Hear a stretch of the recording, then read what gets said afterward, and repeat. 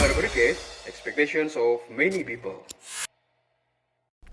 Bismillahirrahmanirrahim. Assalamualaikum warahmatullahi wabarakatuh.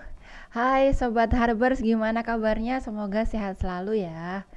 Alhamdulillah di sini saya juga sehat dan sebelumnya kita kenalan dulu ya. Tak kenal maka tak sayang. Dan hari ini saya Yeni Priyatnasari yang kebetulan dapat amanah nih untuk mengisi acara namanya Rapot Merah. Rapot Merah itu apa sih? Ramadan podcast gitu ya di Poltek Harbor. Saya di sini sebagai Kaprodi D3 Akuntansi dan juga ibu rumah tangga juga, kemudian juga sebagai akuntan juga yang hari ini akan berbagi tentang masalah keuangan terkait di bulan Ramadan. Siapa nih yang suka ngerasa bokek di bulan Ramadan? Angkat tangan dong. Kayaknya banyak ya. Apalagi kalau kita mungkin Sobat Harbor semua jadi karyawan nih. Pasti nunggu-nunggu yang namanya THR. Padahal THR di zaman-zaman sekarang ini bukan sesuatu yang mudah ya. Alhamdulillah tuh kalau perusahaan kalian udah ngasih THR, rezeki banget. Jadi syukuri semuanya. Dan ketika kalian mungkin kalau ada perusahaan yang belum ngasih THR, ya ibu doakan deh semoga segera bagi THR nih di bulan Ramadan ini.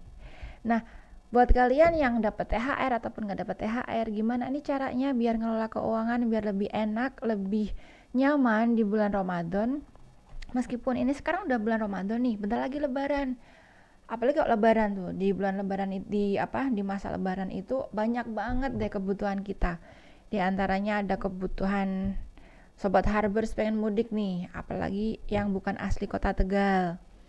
Pengen mudik kemana nih? Ada yang mudik ke barat, ada yang mudik ke timur.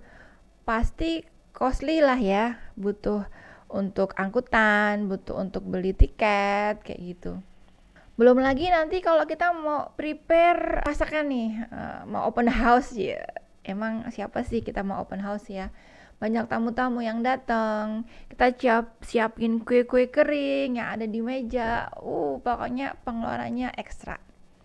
Nah, lalu gimana sih biar semuanya bisa cukup gitu ya? Semuanya kita bisa lalui bulan Ramadan dan juga Lebaran 1 Syawal nanti dengan enak, dengan tentunya semangat, tidak usah kemudian kita berpikir aku harus pinjam kemana nih untuk persiapan Lebaran. Nggak harus seperti itu. Gimana sih caranya? Ikutin bareng sama Bu Yeni ya. Oke, apa yang saya sampaikan hari ini sebenarnya sudah saya tulis di uh, blog saya di Kompasiana. Nanti silahkan bisa update di sana. Gimana sih sebenarnya kalau kita mau nyiapin bulan Ramadan yang penuh berkah tanpa harus mikirin banyak pengeluaran dan sebagainya.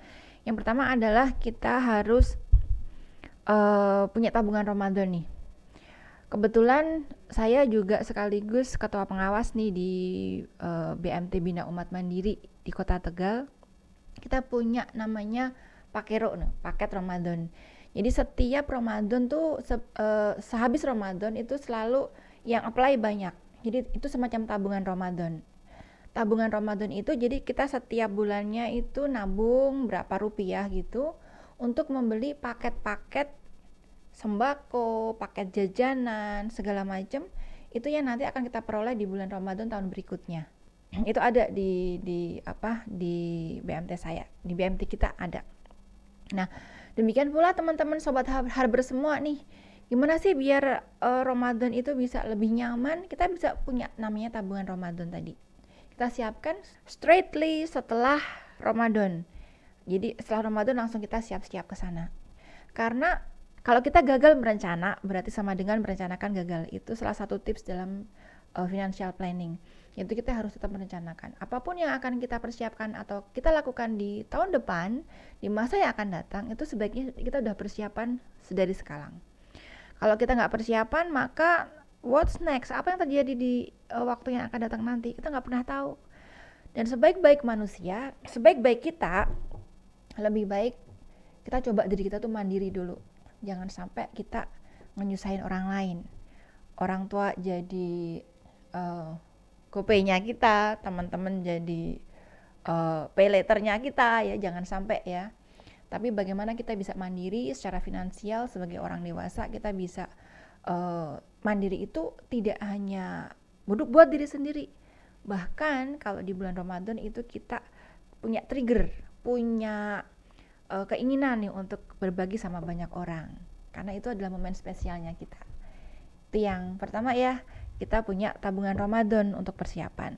Kemudian yang kedua nih, yang kedua, di bulan Ramadan itu kita juga boleh dong kita aktif juga untuk meraup istilahnya kayak apa aja ya, mencari sebanyak mungkin peluang-peluang kita berpenghasilan. Karena apa? Ternyata di bulan Ramadan itu konsumsi kita sebagai umat Islam, sebagai umat Muslim itu ternyata meninggi nih, lebih tinggi di bulan Ramadan. Kalau kita lihat nih rate istilahnya pola konsumsi kita. Kalau di bulan Ramadan kelihatannya kita nih puasa nih, kelihatannya kita nggak makan dari pagi sampai sore. Ternyata pada saat sore harinya itu tingkat konsumsi kita juga lebih tinggi. Jadi jangan dikira ketika puasa kemudian kita mengurangi pengeluaran. Ternyata sama aja pengeluaran kita untuk makan 3 kali sehari sama makan 1 kali atau 2 kali antara sahur sama berbuka itu ternyata sama. Itulah yang juga harus kita cermati. Ternyata pola konsumsi masyarakat juga akan semakin tinggi ketika di bulan Ramadan. Nah, itu yang kita bisa menangkapnya sebagai peluang. Ingat, seorang entrepreneur itu adalah mereka yang bisa menangkap peluang. Yang tadinya permasalahan, problems, itu menjadi peluang. Gimana caranya? Di antaranya adalah dengan tadi mencermati sikon yang ada di sekitar kita. Oke nih, ini lagi lebaran. Kira-kira apa yang mau dibutuhin? Ini lagi Ramadan nih. Kira-kira apa sih yang orang-orang itu pengen lakukan ketika mereka berbuka? Pasti pengennya yang seger-seger. Maka banyak resep yang bisa kita ciptakan, yang bisa kita create untuk kita jual nih di pada saat menjelang berbuka. Ada yang namanya es cappuccino cincau, ada yang gorengan-gorengan segala macam. Ternyata itu kalau kita bisa menjualnya dengan baik, dengan dengan narasi yang oke gitu ya di medsos kita, itu bisa laku banyak banget. Nah, itu adalah potensi penghasilan yang bisa kita gali ketika kita di bulan Ramadan. Jadi nggak hanya sekedar kita beli-beli aja, tapi kita harus create juga dong gimana caranya kita biar bisa berpenghasilan. Karena gitu tadi, ternyata pengeluaran di bulan Ramadan itu juga nggak sedikit. Salah satu caranya adalah dengan mencari penghasilan juga di bulan Ramadan, menangkap peluang yang ada di bulan Ramadan. Yang ketiga, ketika kita sudah ngumpulin tadi ada tabungan Ramadan, ada mencari penghasilan di bulan Ramadan juga. Ketiga yang paling penting dalam pengelolaan keuangan di bulan Ramadan adalah kita harus juga menambah yang namanya porsi-porsi untuk bersedekah. Kenapa? Karena di bulan Ramadan ini kita diberikan Allah itu memberikan kepada kita banyak peluang, banyak challenge bagi kita untuk memperbanyak sedekah tadi.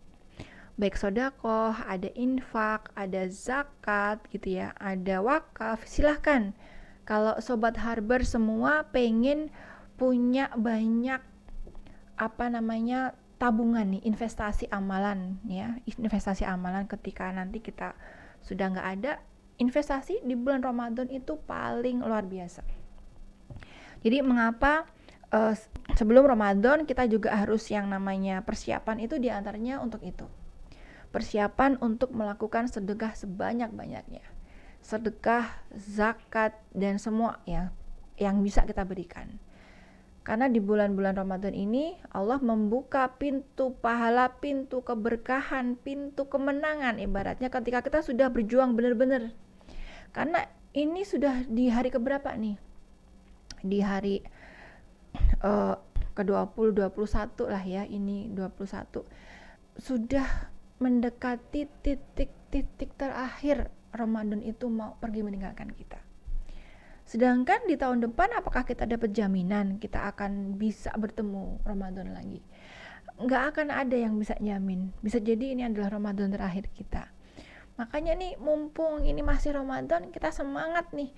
Meskipun kita punya uang nggak banyak ya, tapi dengan niatan ikhlas kita, mumpung ini di bulan Ramadan, dan siapa tahu, who knows, ketika kita ngasih infak nih, ngasih sodakoh nih di setiap hari Ramadan atau di setiap malam Ramadan, dan di situ ternyata ada malam Lailatul Qadar, di mana malam itu adalah lebih baik daripada 1000 bulan. Berarti amalan kita di saat itu akan terduplikasikan ya. Amalan kita yang cuma sedikit itu akan jadi luar biasa ketika itu terjadi di malam Lailatul Qadar. Itu kan hal yang luar biasa. Apalagi di 10 hari terakhir ini, masa-masa yang tinggal dikit lagi ini Ramadan mau habis. Percaya deh. Kalau rasanya nih kalau kita udah puasa sampai hampir 30 hari itu kayaknya cepet banget ya. Ramadan kok kayaknya udah tinggal sebentar lagi ya.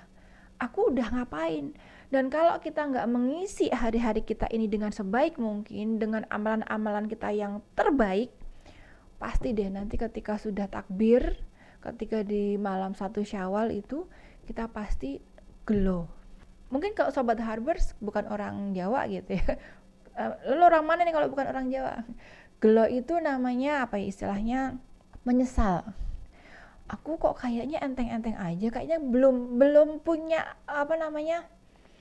semangat yang luar biasa itu untuk benar-benar mengisi waktu di bulan Ramadan tuh dengan sebaik-baiknya. Sodakohnya pun masih sodakoh yang receh gitu. Jadi kalau kita buka dompet nih, lihat nih dompet, warna apa yang ada di dompet itu. Kalau kita ingin optimal, kita pingin bahagia nanti menyambut 1 Syawal itu dengan penuh kebahagiaan, maka berupayalah yang kuat. Jadi efforts apa yang bisa kita lakukan semaksimal mungkin di bulan Ramadan ini, apalagi di detik-detik terakhir ini dengan sebaik-baiknya. Udah gak usah mikir yang macam-macam, yang penting kita upayakan semaksimal mungkin di bulan Ramadan kita punya sedekah yang luar biasa. Ada tetangga kanan kiri yang mungkin belum kasih bikin sayur, bikin kolak yang kuahnya banyak, gak apa-apa, yang penting kita bisa berbagi.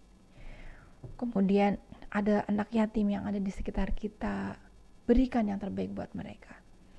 Kelihatan kita mungkin ngerasa, aduh dompetku bakalan habis nih, aku gak punya persediaan nih nanti buat apa lebaran. Bismillah, insya Allah nanti akan ada gantinya. Kadang-kadang keyakinan semacam itu berat. Dan beratnya itu ya tadi di ujian ketika kita mau ngeluarin, tapi kita mikirin juga buat diri sendiri.